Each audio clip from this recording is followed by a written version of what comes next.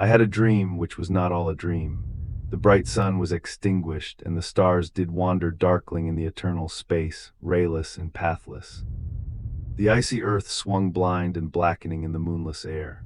Morning came and went and came again and brought no day. Men forgot their passions in the dread of this desolation. All hearts were chilled into a selfish prayer for light. They lived by watchfires. The thrones, the palaces of kings, the huts, the dwellings of every living thing were burned for beacons. Cities were consumed. Men gathered round their burning homes to look once more into each other's face. Happy were those who lived within the light of volcanoes and their mountain torches.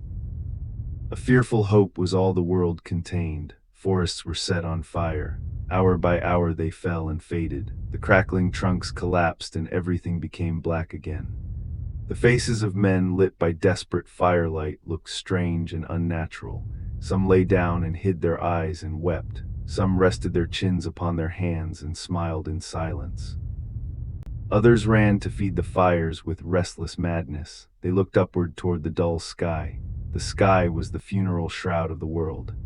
They cursed it, they threw themselves upon the ground, they ground their teeth and howled. Wild birds shrieked. Terrified, they fell to the ground, beating their useless wings.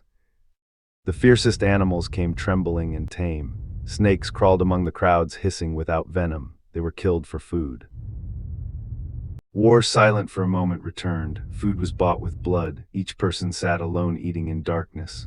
Love had vanished. All the earth had one thought: death, immediate and inglorious death.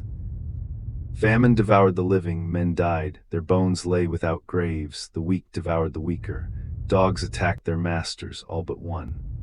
One dog remained faithful. He guarded the corpse of his master. He kept birds, beasts, and starving men away, until hunger or death silenced them. He searched for no food. He cried in endless sorrow and licked the hand that did not answer.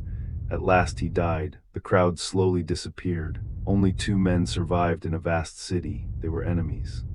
They met beside the dying embers of an altar. Holy objects had been burned there for an unholy purpose. They scraped the ashes together with trembling hands. Their weak breath revived a tiny flame. It flickered, a cruel mockery of life. They lifted their eyes as the light grew stronger. They saw each other's faces. They screamed, they died, each died from the horror of the other.